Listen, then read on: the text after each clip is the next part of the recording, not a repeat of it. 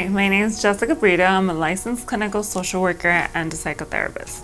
Today, I realized that we talk a lot about mental health. However, we don't really talk about what is mental health, what is it made up of, what does it consist of, right?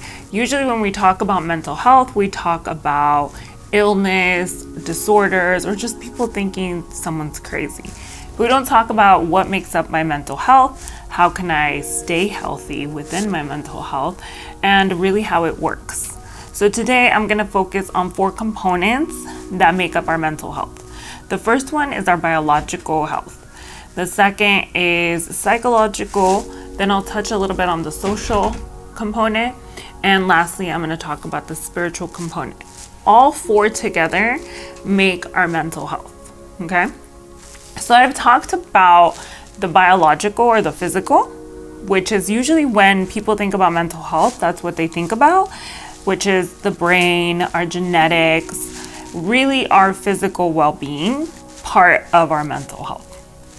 That part I've talked about a couple times, and it's obviously very important.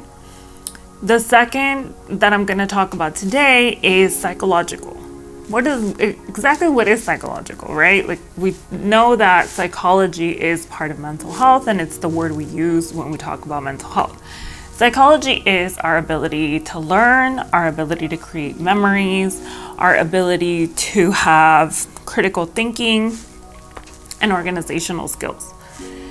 So someone with a healthy mental health state, their psychology, if it's healthy, it'll allow them to learn better, to retain information, to really make those hard decisions in life, and to really know how to organize their life in general, in different areas of their life.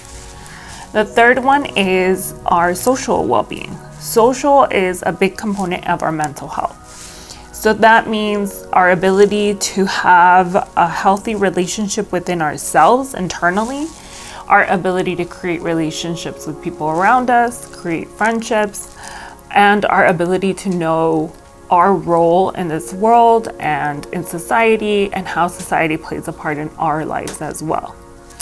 The last one we don't talk about a lot, but it is spiritual health. Spiritual health, a lot of people when they hear spiritual, they think, God and religion. And what we tell people is that as humans, it's not really all of that. It's more of an understanding that there is something greater than us in this world. So it can be anything from meditation, a belief in energy, a belief that nature is greater than us. Maybe it is a higher power of God, as some people call it, or it is a religious order that we follow. By having a healthy spiritual life, it looks something like our ability to understand that as we go through life, there are going to be some things outside of our control because there is something greater out there, right? We cannot control Mother Nature. We cannot control that spiritual component. So that's kind of what our spiritual well-being looks like. Once we put all 3 together, that makes up mental health. So to have a healthy mental health, all these 4 areas have to align. What I tell my clients and what I tell people is that if we have a healthy psychological state, then we can handle discomfort, we can handle difficult situations, and we can really make some of those critical decisions in our lives. However, if we, let's say, are struggling on that aspect, and then we're struggling in our social relationships, and then we're struggling in our spiritual well-being, then it kind of throws our brain off. And that's when we start seeing some issues with our mental health, right? So what I tell everyone is we have to work on each component. And how do you do that? Well, when it comes to our biological part of our mental health, it would be incorporating fitness, healthy eating, being aware of, having your yearly checkups with your doctor, making sure that if you need any type of medication that you're adhering, you're actually taking it the way you're supposed to. Now, when we think about our psychological well-being, it's kind of like sometimes people think, oh, I'm gonna go to school and then I'm done. Well, the good way to, or the most appropriate way to stay healthy in our psychology is by having activities or events in our lives that require those higher critical thinking skills. So maybe you continue reading after you finish your education, or you have hobbies that involve, I don't know, maybe board games or just a lot of brain games to keep working on that memory and working on that higher functioning of critical thinking skills. For our social well-being, it's realizing that we need to have a good relationship with ourselves.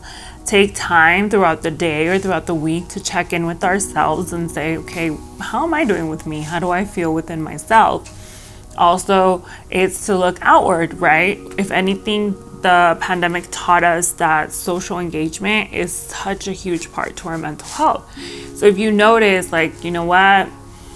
I've just been running like crazy at work and with my responsibilities that I really haven't checked in with the people that I care about. I really haven't taken the time to maybe go to dinner with someone or watch a movie with a friend, whatever it may be, but being more engaged in your social life. And it doesn't have to be, like I said, every day. It's just the check-in here and there, maybe meeting up with friends to do some activities together. Because again, isolation is really gonna take a toll on your mental health.